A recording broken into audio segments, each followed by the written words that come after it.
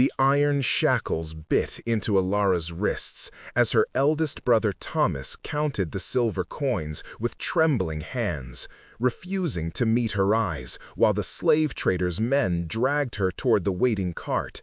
And in that moment of ultimate betrayal, when her own blood had sold her for the price of their gambling debts, a figure emerged from the shadows of the marketplace, with eyes like liquid mercury, and a voice that made the autumn air itself shiver. Stop. Wait. Before the next revelation happens, if this mystery has already captivated you, let us know where you're following this story from. To make sure you don't miss any unexpected alliances or awakened powers, subscribe and join our circle. The game is about to change. Now, back to the scene. The slave traders froze. The crowd that had been haggling over fruit and fabric fell silent. Even the horses stopped their nervous shuffling. The man who had spoken stood at the edge of the market square, tall and impossibly still, dressed in black velvet that seemed to absorb the fading daylight. His pale skin caught the last rays of sun without warmth, and his dark hair fell past his shoulders like a waterfall of midnight. Ilara's heart hammered against her ribs. She knew what he was. Everyone in the village of Thornhaven knew the stories. Vampires didn't come to market. They didn't walk among humans in daylight, even the dying daylight of late October. They certainly didn't intervene in slave transactions. The girl is purchased property, the lead trader said, his voice cracking despite his attempt at authority. He was a burly man named Garrett, known from here to the capital. But even he seemed diminished before this stranger. I wasn't asking. The vampire moved forward with fluid grace that defied natural movement. Each step was perfectly silent, perfectly measured. Release her. Thomas finally looked up, his face pale and sweat. At 28, he was 12 years Ilara's senior, old enough to have become the man of the house when their father died 3 years ago, old enough to have squandered everything their family owned on cards and dice and empty promises. My lord, I don't know who you are, but this is a legal transaction. My sister is— Your sister? The vampire's eyes fixed on Thomas with such intensity that Ilara's brother stumbled backward, nearly dropping his blood money. You sell your own blood? How human. The contempt in those last words made Ilara's cheeks burn despite her terror. She had spent the last 2 hours since her brothers had seized her from her bed and dragged her to the market in a state of numb disbelief. Thomas, William, and Jacob, the 3 of them had surrounded her like wolves, their faces hard with desperation and shame. They had told her it was the only way. The debt collectors would take the house, the land, everything. At least this way, the family would survive. At least this way, they would survive. She would simply cease to matter. The law is clear, Garrett said, attempting to reassert control. His hand moved toward the sword at his hip. Unless you're prepared to match our price. The vampire smiled. It was not a pleasant expression. Match it? I'll triple it. But the transaction will be with me, not you. A murmur rippled through the crowd. Garrett's eyes narrowed with greedy calculation. Triple? That would be 300 silver marks. The vampire reached into his coat and withdrew a small leather purse that clinked with heavy promise. Count it if you must, but do it quickly. My patience has limits. Ilara watched in stunned silence as Garrett's men rushed forward to verify the coins. The weight of the purse alone spoke to its value, more money than her entire family had seen in 5 years, more than enough to pay off the debts and restore their modest standing. Why? The word escaped her lips before she could stop it. The vampire's mercurial gaze found hers across the space between them. For a moment, the chaos of the market faded away. There was something in those inhuman eyes. Recognition. No, that was impossible. She had never seen this man before in her life. "Because," he said softly, though she heard him perfectly despite the distance, "you deserve better than this." The shackles fell away from her wrists as one of Garrett's men unlocked them, eager now to complete the transaction with this far wealthier buyer. The metal had left angry red marks on her skin, and she rubbed them absently, still not quite believing what was happening. Thomas stepped forward, the purse of silver now in his hands. "My lord, we're grateful for your intervention. My sister will serve you well, I'm sure. She's strong, a hard worker. She is not your concern anymore." The vampire's voice was ice. "Take your silver and go. If I see your face again, I will not be so generous." The three brothers fled like rabbits before a wolf. Ilara watched them go, these men she had grown up with, who had taught her to climb trees and catch fish in the river. Men who had chosen their own survival over hers without a moment's true hesitation. The betrayal sat in her stomach like a stone. "Come." The vampire extended his hand toward her. Not a command, despite everything. An invitation. Ilara stood frozen, weighing impossible choices. She was a slave now, whether to Garrett's brutal merchant company or to this mysterious vampire lord. But something in his manner, in the way he had spoken to her brothers with such disgust, suggested he saw her as more than property. She took his hand. His skin was cool, but not unpleasantly so, like marble that had sat in the shade. His fingers closed gently around hers. "What's your name?" he asked, as he led her away from the market square, the crowd parting before them like water. "Ilara Thorne, my lord." "Don't call me that." A hint of weariness entered his voice. "My name is Lucian Ashford, and you are not my slave, Ilara Thorne, despite what the transaction papers might say." She stumbled, and his hand steadied her immediately. "I don't understand." "You will." He guided her toward a magnificent black carriage waiting at the edge of the square, its horses stamping impatiently. "For now, know this. You have been wronged by those who should have protected you. I have interrupted one injustice, but in doing so, I have bound you to a different fate. The question is whether you have the courage to accept it." The carriage door opened, revealing plush velvet seats and windows of darkened glass. Ilara had never seen such luxury. What fate? Lucian's expression was unreadable in the gathering dusk. "I need a companion, someone who can move in human society, who understands their world, someone intelligent and observant. In exchange, you will have protection, education, and resources beyond anything your village could offer. But you will also have danger. My enemies are many, and they do not play gently. And if I refuse, then I will give you enough gold to start a new life wherever you choose, and you will never see me again."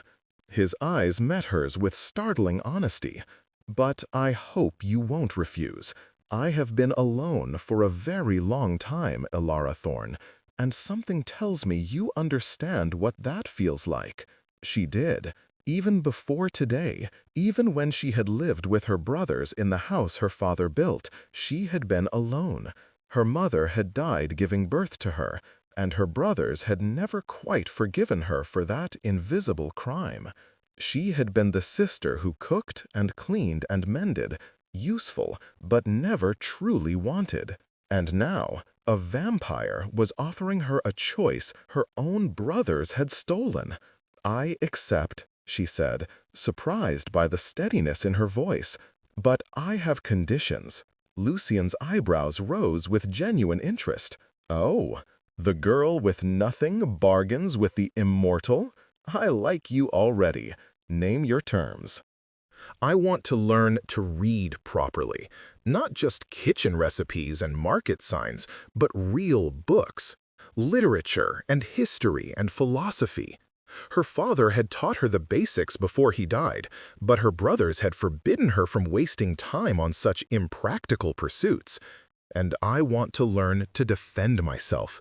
If I'm to face danger, I won't be helpless. Granted and granted. Anything else? She thought of Thomas counting his silver, of the relief on his face that had cut deeper than any blade. I don't want to see my brothers again, ever. If they come looking, they won't. The promise in Lucian's voice was absolute. And if they're foolish enough to try, they will learn what it means to displease me. Your old life is over, Ilara. What comes next is entirely up to you. He helped her into the carriage with courtly grace, then settled into the seat across from her. The door closed with a soft click, and the vehicle lurched into motion, carrying her away from Thornhaven, away from everything she had ever known. As the village disappeared behind them, Ilara studied her rescuer, or captor, or whatever he truly was. In the dim light filtering through the darkened windows, Lucian Ashford sat with perfect posture, his hands resting loosely on his knees, his gaze fixed on something beyond the carriage walls. He looked perhaps 30 years old, but she knew that meant nothing.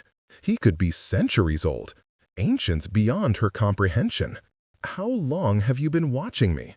The question emerged from an instinct she didn't quite understand. His eyes snapped to hers, startled, perceptive. 3 months, since midsummer, when you came to the old chapel ruins to gather wildflowers for the harvest festival. Ilara's breath caught. She had gone there alone, seeking solitude after another argument with Thomas about money they didn't have.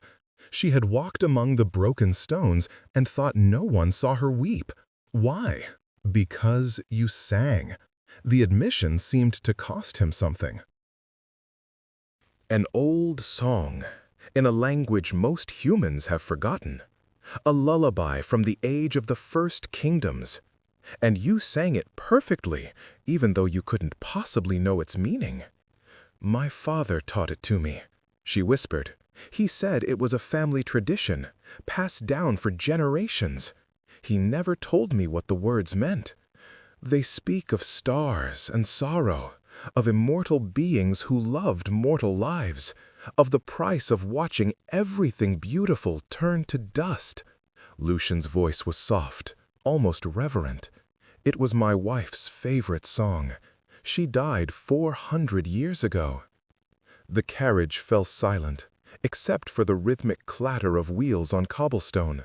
Ilara felt the weight of that statement, the vast ocean of time it represented. 400 years of grief, 400 years of memory. I'm sorry, she said, because what else could one say to such loss? Don't be. I tell you this so you understand what you've walked into. He leaned forward, and the intensity in his gaze pinned her to her seat. I am not a good man, Ilara. I have killed. I have ruled with fear and power. I have done things that would make your brother's betrayal look like a child's prank. But I am also tired. Tired of the endless centuries. Tired of the games and the violence. Tired of the isolation. Then why continue? Because I made a vow. His jaw tightened. When my wife died, murdered by those who feared vampire-human unions, I swore I would protect anyone who carried her bloodline. Your family, the Thorns, you are descended from her sister's line. Distant, yes, diluted through centuries of marriages and births, but the blood remembers. When I heard you sing her song, I knew. And when I learned your brothers meant to sell you, I could not stand aside. The revelation crashed over Ilara like a wave. Her ancestor had married a vampire. The village priests spoke of such unions as abominations, partnerships doomed to tragedy. Yet here was living proof that at least one such love had existed, real enough to echo down through 4 centuries. Did she love you? The question was impertinent, perhaps even dangerous, but Ilara needed to know. Lucian's expression softened with memory. Yes, and I loved her. Not because she was beautiful, though she was. Not because she was brave, though she was that too. But because she saw me as I truly was. Monster and man, killer and protector, immortal and achingly lonely. And she chose me anyway. Every day she chose me. What was her name? Isadora. He spoke it like a prayer. Isadora Thorne, before she became Isadora Ashford. She lived to be 73 years old, and I was with her until her final breath. I would have turned her, given her immortality, but she refused. She said life was precious because it ended. She said love was beautiful because it was finite. But you keep going. I keep going because she made me promise. Find the ones who come after, she said, the daughters and sons of my line. Keep them safe, even if you must do it from the shadows. Give them the choices I had, the freedom I claimed. Promise me, Lucian. So I promised, and I have kept that vow for 400 years. Ilara absorbed this, trying to reconcile the terrifying figure who had stopped the slave traders with this portrait of ancient devotion. Have there been others? Others you've protected? 7 over the centuries. Some I guided to prosperity and never revealed myself. Others knew the truth and became allies, friends even. One became a vampire by his own choice, though he left my service long ago to pursue his own path. You are the 8th, Ilara, and perhaps the last. Why the last? Lucian's smile was edged with darkness. Because the world is changing. The old powers are waking, and they do not look kindly on vampires who protect humans. There is a war coming, Ilara. Not the small skirmishes we've seen for centuries, but something greater. And when it arrives, I will need allies I can trust absolutely. That is why I need you, not as a slave or a servant, but as a partner. The carriage turned onto a private road, and through the window, Ilara caught her first glimpse of Ashford Manor. It rose from the landscape like something from a fairy tale, all stone towers and Gothic arches, windows glowing with warm light against the deepening night. Gardens stretched out on either side, meticulously maintained despite the lateness of the season. "This is your home," she breathed. "Our home, if you'll have it." Lucian stood as the carriage rolled to a stop. "I know this is overwhelming. You've been betrayed, sold, bought, and told you're part of an ancient bloodline, all in the space of a few hours. Take tonight to rest. Tomorrow, your education begins. And Ilara," he paused at the door, "thank you for accepting, for trusting me when you had every reason not to. I will not squander that trust." The carriage door opened, revealing a grand entrance hall beyond. Servants in crisp uniforms waited to receive them, their faces carefully neutral. Ilara wondered how many of them were human, how many were something else. As she stepped down from the carriage, her legs shaky after the journey, a woman approached. She was perhaps 50, with silver-streaked hair pulled back in a severe bun and eyes that missed nothing. "This is Mrs. Holloway," Lucian introduced. "She manages the household and will help you settle in. Mrs. Holloway, this is Ilara Thorne. She is to be treated as a guest of the highest status. See that she has everything she needs." Mrs. Holloway's stern expression softened fractionally. "Of course, my lord. Miss Thorne, if you'll follow me, I'll show you to your chambers." Ilara glanced back at Lucian, suddenly reluctant to leave his side despite everything. He was the only familiar thing in this new world, even if she'd known him for less than an hour. He seemed to understand. "I'll be in my study." "If you need anything, ask Mrs. Holloway to fetch me, no matter the hour." Then he was gone, disappearing into the manor's depths with that preternatural silence, and Ilara was left to follow the housekeeper up a grand staircase lined with portraits of people from bygone eras. She studied each face as they passed, wondering if any of them had been like her. Humans drawn into Lucian's orbit, protected by his ancient vow. Her chambers were larger than the entire cottage shed shared with her brothers. A four-poster bed dominated one wall, its curtains a deep burgundy. A writing desk sat near the window, already stocked with paper and ink. Bookshelves lined another wall, filled with volumes whose titles promised exactly the education she had demanded. "The Lord is serious about his commitments," Mrs. Holloway said, noting Ilara's stunned expression. "When he sets his mind to something, he sees it through. You'll find clothes in the wardrobe, all made to your measurements." "How could he possibly know my measurements?" "He's been preparing for you for weeks, miss, since he first confirmed you were of the bloodline." Mrs. Holloway moved to the wardrobe and opened it, revealing gowns of silk and wool, practical dresses for daytime, and elegant ones for evening. He had the village seamstress create these based on observations. They should fit well enough, though we can adjust as needed. Weeks of preparation. The thought made Ilara dizzy. While she had been washing her brother's clothes and cooking their meals, Lucian Ashford had been planning her rescue, her new life, everything. The thoroughness of it was both touching and unsettling. "Mrs. Holloway, can I ask you something?" "Of course, miss." "How many people in this household are human?" The housekeeper's lips quirked in what might have been amusement. "Direct question. I appreciate that. Of the 20 staff, 12 are human, 8 are vampire. We work together peacefully, have done for decades." "The Master does not tolerate discord among his people." "And which are you?" "Human.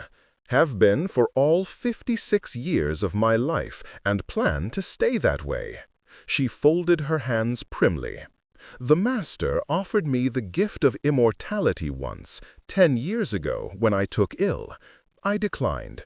Some of us are meant for mortal lives, and there's no shame in that." Ilara sank onto the edge of the bed, suddenly exhausted. The events of the day crashed over her like a delayed wave. The terror of being dragged from her bed, the cold efficiency of the slave market, the moment of salvation, the revelations in the carriage. It was too much, too fast. "Miss, are you all right?" Mrs. Holloway's voice gentled with concern. "I don't know," Ilara admitted. "This morning I woke up in my cottage. I made breakfast for my brothers. I mended William's coat. And now I'm here, in a vampire's manor, supposedly descended from his dead wife, being prepared for some kind of war I don't understand. How am I supposed to feel all right?" Mrs. Holloway sat beside her, the mattress dipping slightly. "You're not. Not tonight, anyway. Tonight, you're allowed to be overwhelmed and confused and angry. But tomorrow, miss, you make a choice. You can let today define you. Let the betrayal and the fear make you small. Or you can take what the Master is offering and become something more than your brothers ever imagined possible. I've never had choices before. Then it's time you learned how to make them." The housekeeper stood, moving toward the door. "I'll have supper sent up. You don't need to come down if you're not ready. Rest tonight. Tomorrow is soon enough for decisions." After Mrs. Holloway left, Ilara sat in the silence of her new room, processing everything. She stood and walked to the window, pulling back the heavy curtain.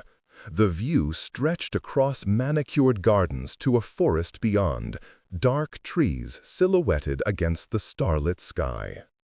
Somewhere in this manner, Lucian Ashford sat in his study, carrying 400 years of grief and purpose. He had saved her not out of kindness exactly, but out of love for a woman long dead. She was a living echo of that love, an obligation inherited through blood and time. But he had also given her a choice, which was more than her own family had done. A soft knock interrupted her thoughts. A young maid entered carrying a tray laden with food: roasted chicken, fresh bread, cheese, fruit, and a glass of wine. The girl couldn't have been more than 18, with bright eyes and a nervous smile. "Begging your pardon, miss. Mrs. Holloway said you'd need supper. I'm Annie, one of the chambermaids. If you need anything pressed or cleaned, you just let me know." "Thank you, Annie."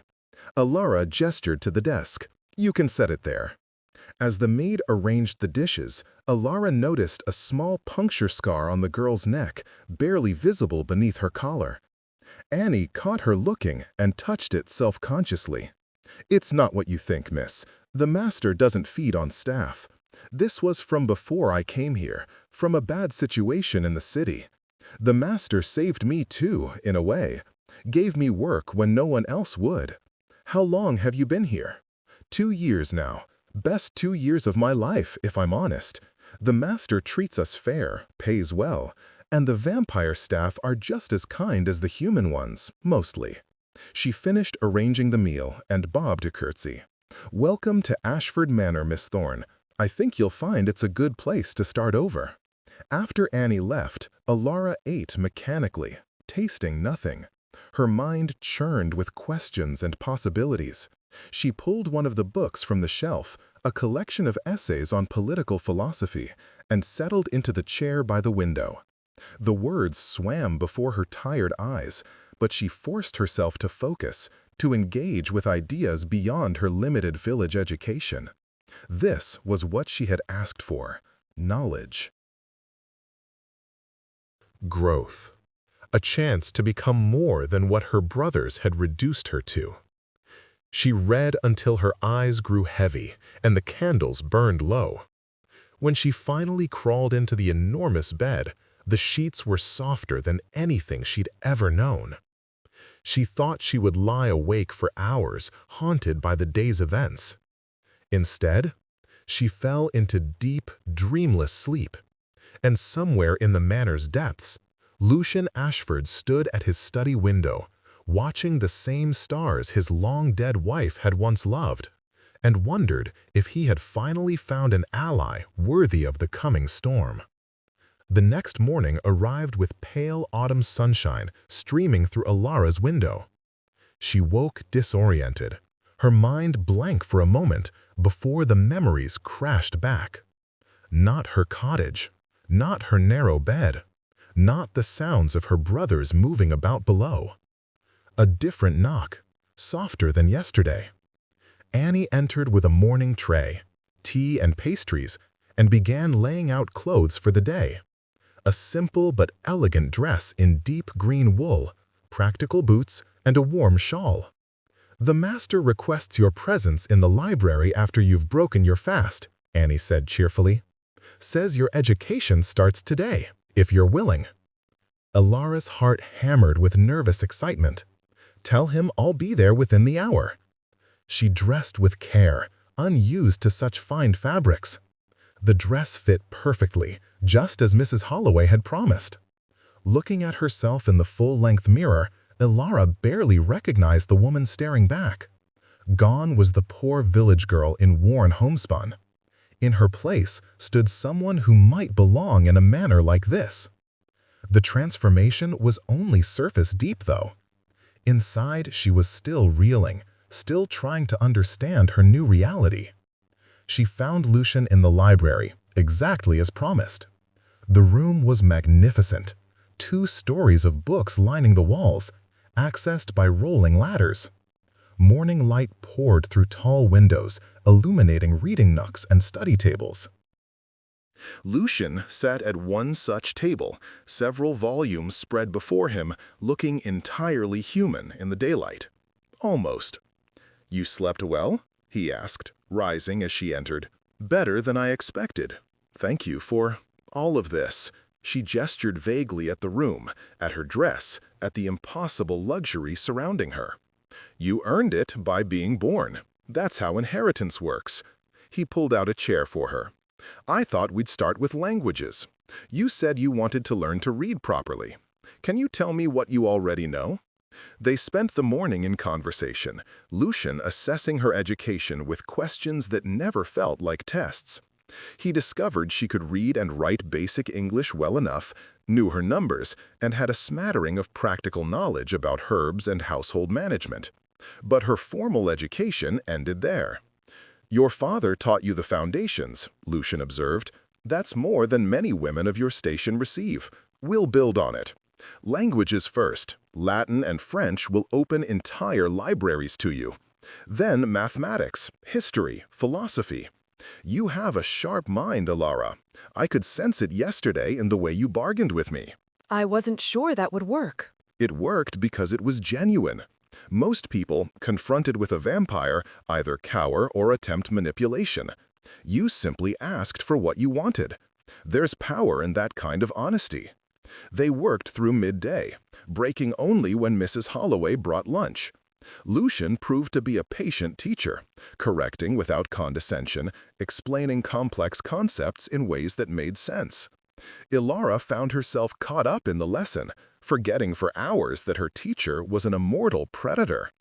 It was only when he casually mentioned a historical event he had personally witnessed, the coronation of a king 3 centuries dead, that the illusion shattered. "You were there," she said, awed.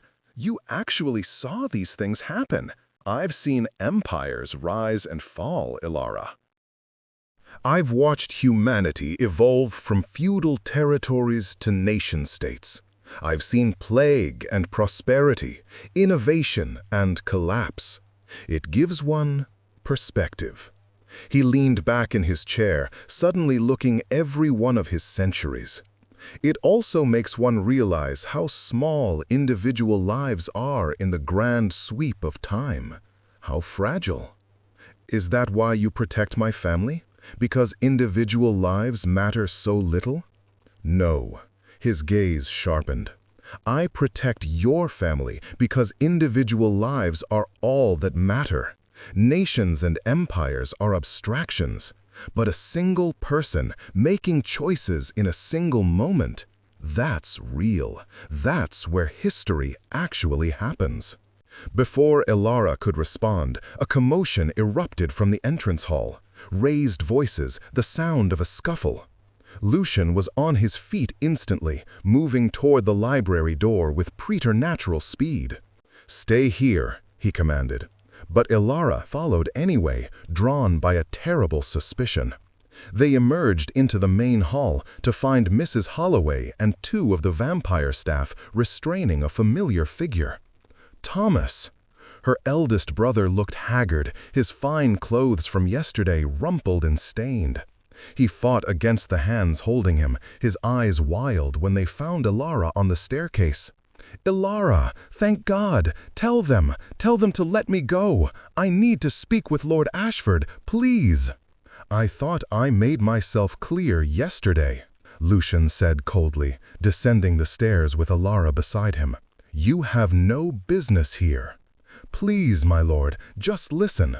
Thomas sagged in his captor's grip, all fight draining from him.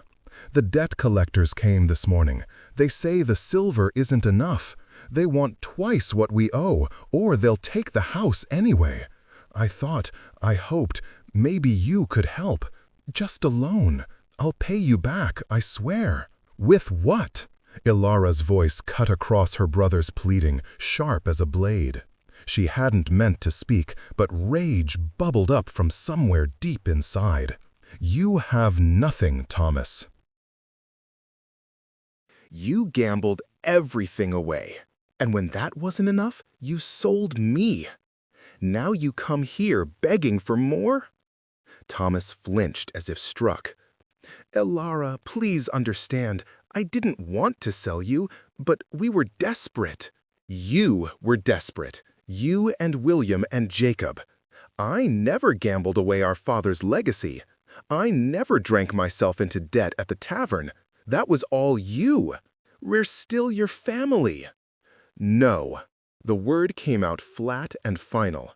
"You stopped being my family the moment you put those shackles on my wrists. Lord Ashford showed me more kindness in 1 day than you did in 16 years. "Miss Thorne is correct," Lucian interjected, his voice deadly quiet. "You have no claim on her loyalty, her affection, or her assistance. The silver I paid you yesterday was more than generous. If you've squandered it already, or if your debts have grown beyond it, that is your burden to bear. But the house, our father's house, wasn't yours to gamble with in the first place." Lucian nodded to the guards. "Remove him from the property. If he returns, he will not leave unharmed. Make sure he understands this." As they dragged Thomas toward the door, he called back desperately, "Elara, don't let them do this. I'm your brother." She watched him go without flinching, though her hands trembled at her sides. When the door finally closed behind him, she felt Lucian's steadying presence beside her. "Are you all right?" "I don't know." Her voice shook. "I thought seeing him would hurt more. Or less. I don't know what I expected." "You expected to feel something other than anger. That's natural." He guided her gently back toward the library. "But you should know, he'll likely try again. Men like your brother rarely accept the first refusal. Let him try." Elara's jaw set with determination. "He made his choice. I'm making mine. I'm staying here, learning everything you can teach me. And when this war you mentioned comes, I want to be ready to fight." Lucian studied her with an expression she couldn't quite read. "You understand what you're committing to? This isn't a temporary arrangement, Elara. If you truly become my ally, my partner in what's coming, there will be no going back to a normal human life." "I never had a normal human life." She met his ancient gaze without wavering. "I had a life of service and sacrifice for people who saw me as a burden. You're offering me purpose, knowledge, power, even if it's just the power to make my own choices. Why would I go back?" "Because what I'm offering comes with a cost. The enemies I mentioned, they're real and they're dangerous. The Vampire Council doesn't approve of my methods, my protection of humans. There are hunters who would kill you simply for association with me. And there are older things, darker things, stirring in the world that see both vampires and humans as prey. Then teach me to survive them." Something like pride flickered in Lucian's eyes. "Very well, but we accelerate the timeline. The war is coming faster than I anticipated. That scene with your brother, it's a symptom of greater chaos. The debt collectors demanding double payment isn't normal greed. Someone is destabilizing the region, putting pressure on families, forcing people into desperate acts, creating chaos. Why? Because chaos is a useful distraction. While humans are struggling to survive, while they're turning on each other, they're not noticing the larger movements." He strode to one of the library windows, gazing out at the estate. 3 villages have been attacked in the last month, not by vampires, but the attacks are being blamed on us anyway. Hunters are mobilizing, the council is preparing for conflict, and in the middle of it all, something ancient is moving in the shadows, pulling strings. Elara joined him at the window. "What do you need me to do?" "For now, learn." "Absorb everything I can teach you about vampire politics, about the hunter organizations, about the old magic that still exists in this world. When you're ready, I'll need you to be my eyes and ears in places I cannot go, my voice in conversations I cannot have." He turned to face her fully. I need you to become indispensable, Ilara, so that when the war comes, we have a chance of surviving it together. The weight of it settled over her like a mantle, heavy but not unwelcome. She had spent 16 years being invisible, unnecessary, a burden to be tolerated. Now, a vampire lord was telling her she could become indispensable. The contrast was dizzying. When do we start? Lucian's smile was fierce. We already have. But tomorrow, the real training begins. Self-defense, as you requested. Strategy. The art of reading people and situations. Everything you'll need to stay alive in the world I'm bringing you into. They returned to their studies, but the afternoon's focus had shifted. Instead of languages and history, Lucian began teaching her about vampire society.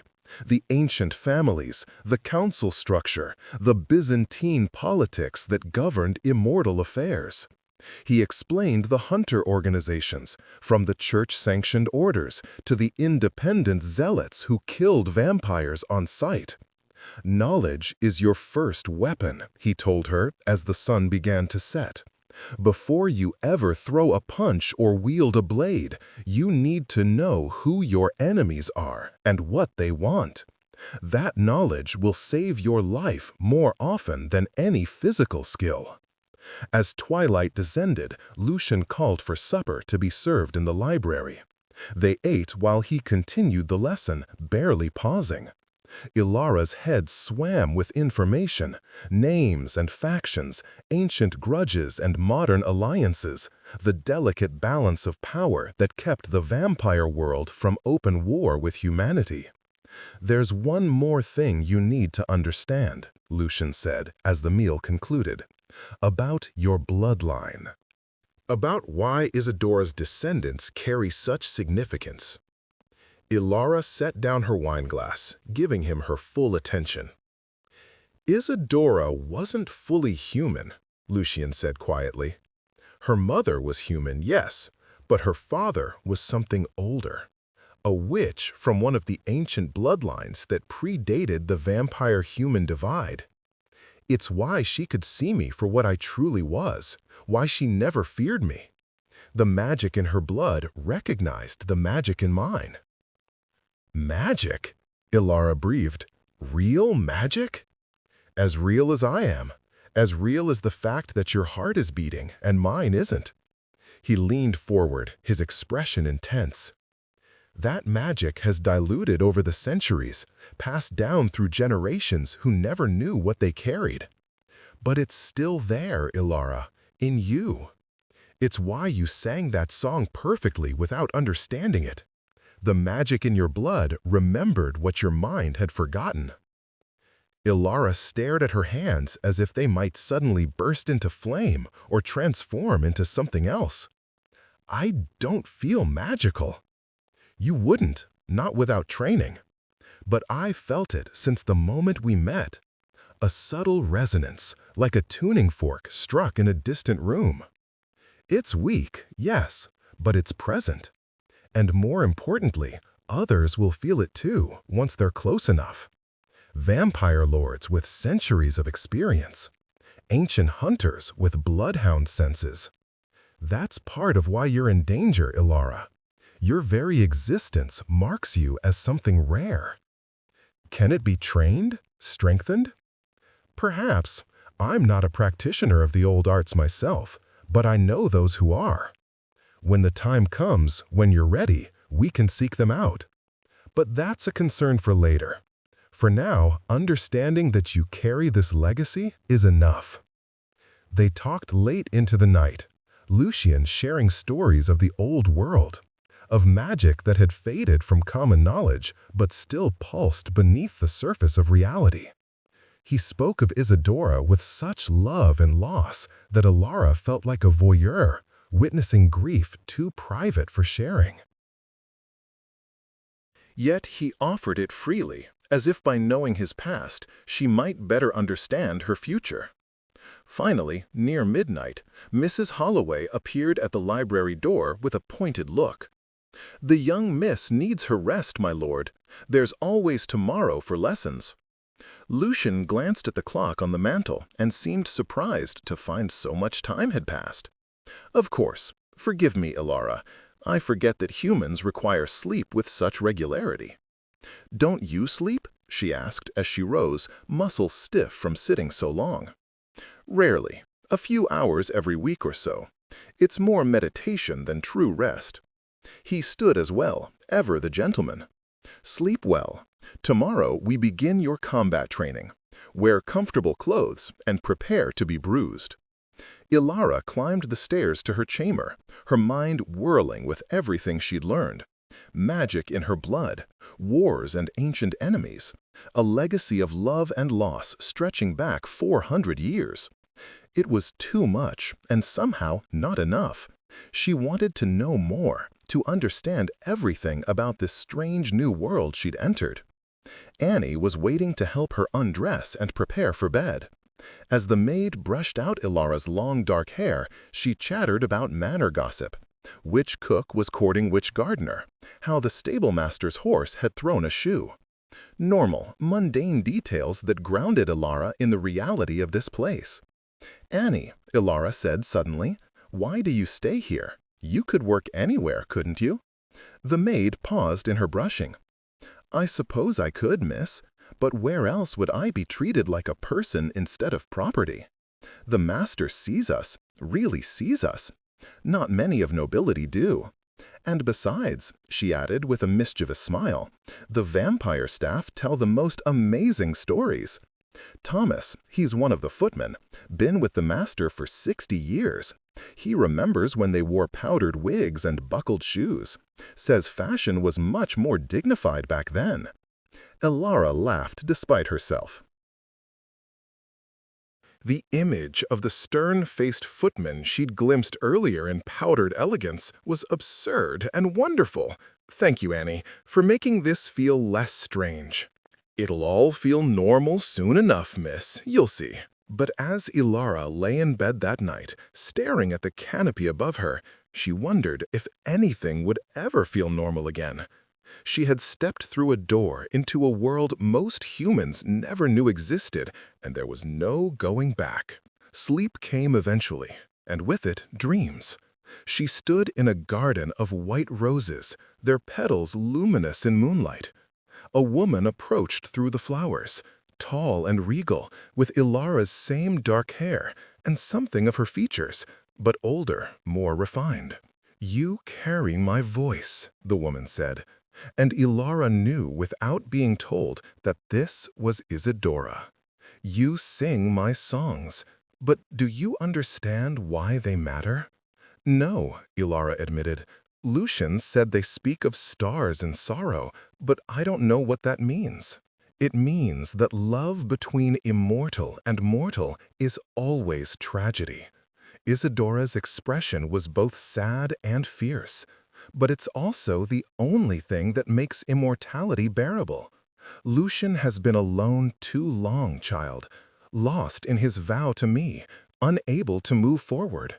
Perhaps you can help him find his way back to life, not just existence." "I'm not you," Ilara protested. "I can't replace." "I'm not asking you to replace me. I'm asking you to remind him what it means to care about someone beyond duty and obligation. The war is coming, yes, but wars are fought by people who have something worth fighting for. Help him remember that." The dream shifted, and suddenly Ilara stood in a great hall filled with vampires. They turned toward her with hungry eyes, and she felt the magic Lucian had spoken of flare to life inside her. A warmth, a light, something that made the predators hesitate. Then darkness, swift and absolute, and a voice like grinding stone.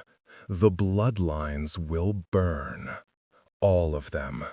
Ilara woke with a gasp, her heart racing.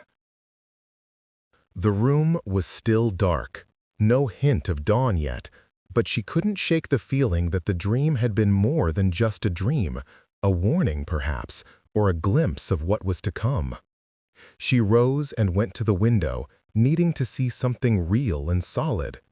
The garden stretched below, peaceful in the starlight, and there, walking among the pathways, was a lone figure, Lucian, sleepless as always, keeping his eternal vigil.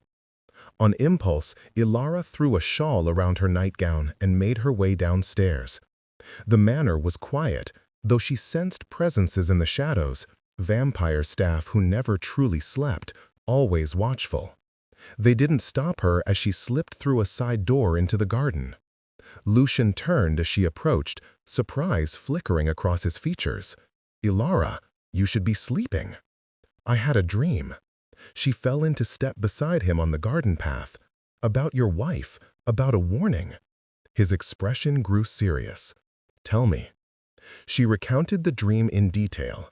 Isadora's message, the hall full of vampires, the voice promising destruction. Lucian listened without interruption, his face growing grimmer with each word. "The magic is waking," he said when she finished, "faster than I anticipated.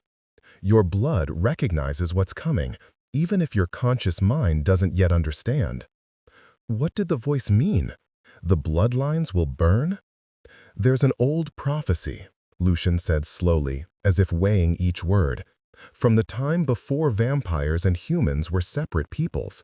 It speaks of a purging, a fire that will consume all mixed bloodlines, vampire-human unions, witch-vampire alliances, any blending of the ancient magics.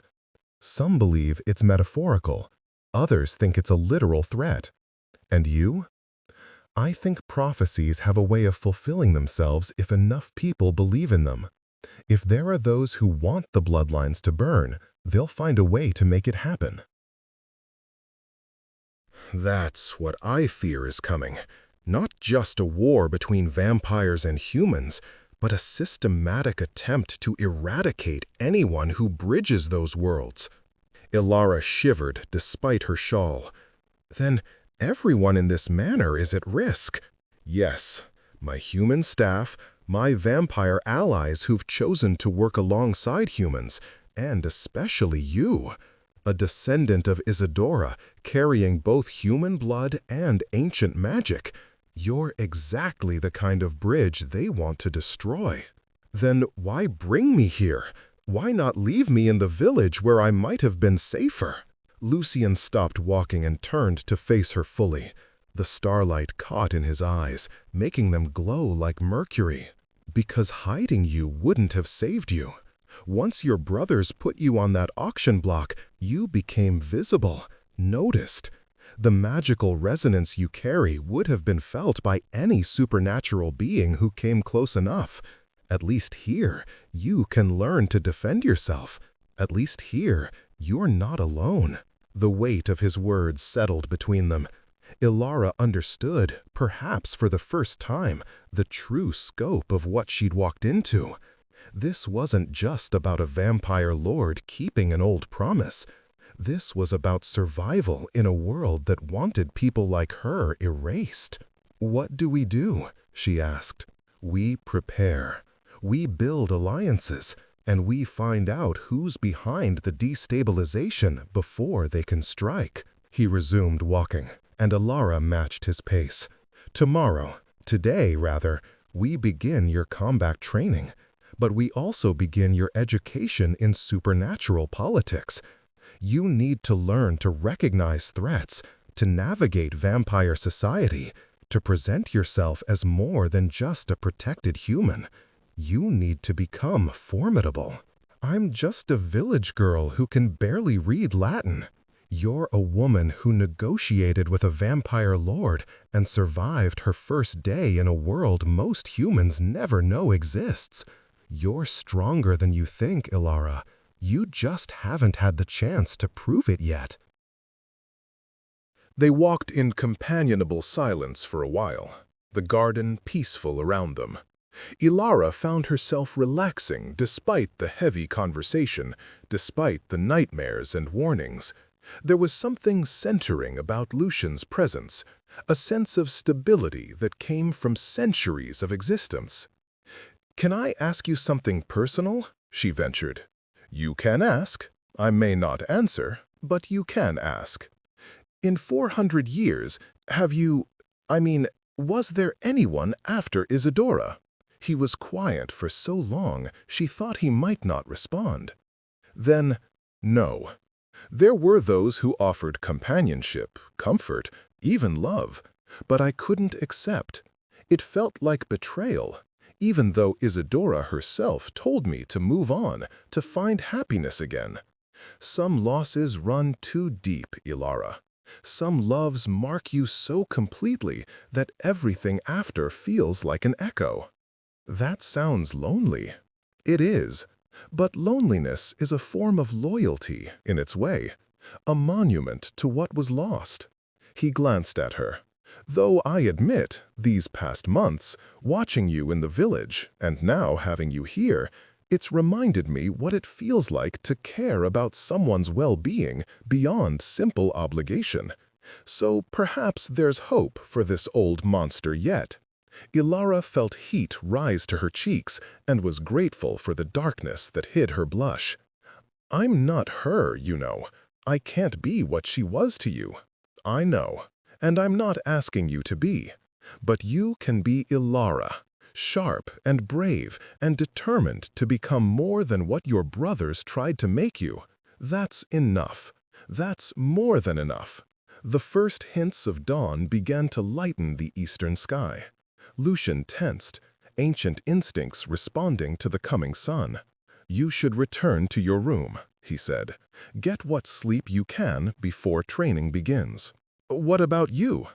"I'll retire to my chambers. Even ancient vampires respect the sun's power." He hesitated, then added, "Thank you, Ilara, for trusting me with your dream, for joining me out here." "It's been a long time since I've had someone to walk with in the darkness." She left him there, returning to her chamber as dawn broke properly over the estate.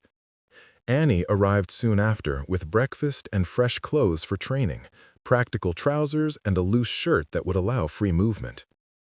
Ilara dressed with growing nervousness. Combat training. She'd never thrown a punch in her life. The training room was in the manor's lower level, a large space with padded floors and walls lined with various weapons. Lucian was already there, along with a woman Ilara hadn't met before.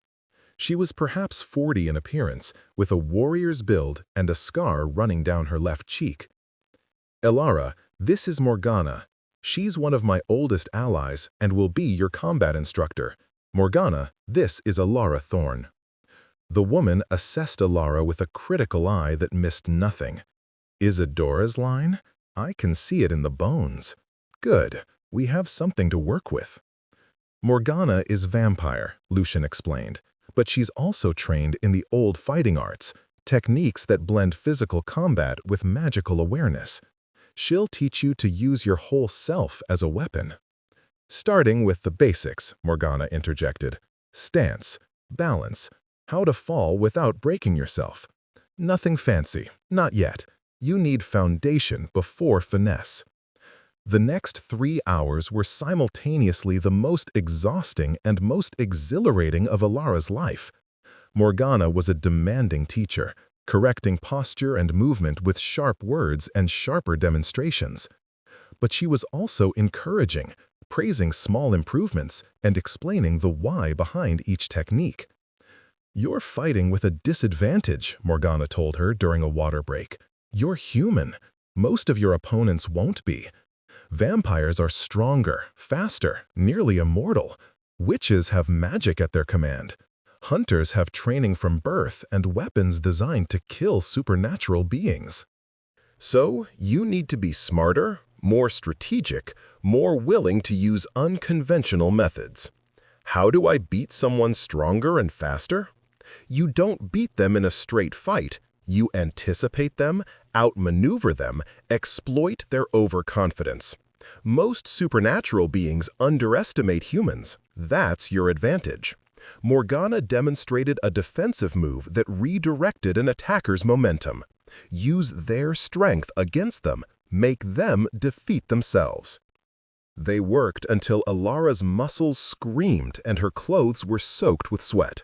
Lucian watched the entire session, occasionally offering observations, but mostly letting Morgana work.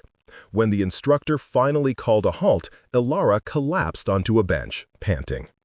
"Not bad," Morgana said with grudging approval. "You've got natural balance, and you listen well. We'll make a fighter out of you yet. Same time tomorrow, and every day after until you can hold your own." After Morgana left, Lucian approached with a towel and water. "How do you feel?" "Like I've been trampled by horses, but also—" Ilara searched for the right word. "Alive. More alive than I've felt in years." "Good. Pain means you're pushing boundaries. That's essential for growth." He sat beside her on the bench. "After you've bathed and rested, we have another lesson. This one less physical, but equally important. You're going to learn to sense supernatural presences. How? By learning to listen to the magic in your blood. It knows things your conscious mind doesn't. It can feel when something unnatural is near, sense intentions, detect lies. You just need to learn its language." The afternoon was spent in meditation and focus exercises, Lucian guiding Ilara to quiet her conscious thoughts and pay attention to deeper instincts. It was frustrating work. Every time she thought she felt something, it slipped away like water through her fingers. "Don't force it," Lucian counseled. "The magic isn't something you control. It's something you partner with." After the fifth failed attempt, Ilara wanted to scream with frustration.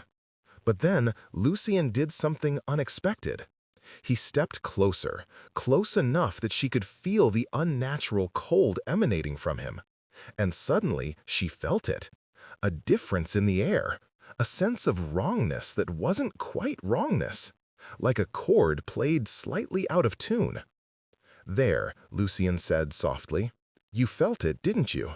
The recognition that I'm not human, not alive in the way you understand life." "Yes," Ilara whispered, afraid to move and lose the sensation. "It's like cold fire, or music played backward." "That's your magic recognizing mine. Different supernatural beings will feel different. Vampires like me register as cold, as absence of life. Witches feel like storms, chaotic, powerful, electric. Hunters who've killed enough supernatural beings take on a metallic taste, like blood and iron. Learn to distinguish these sensations, and you'll never be caught off guard."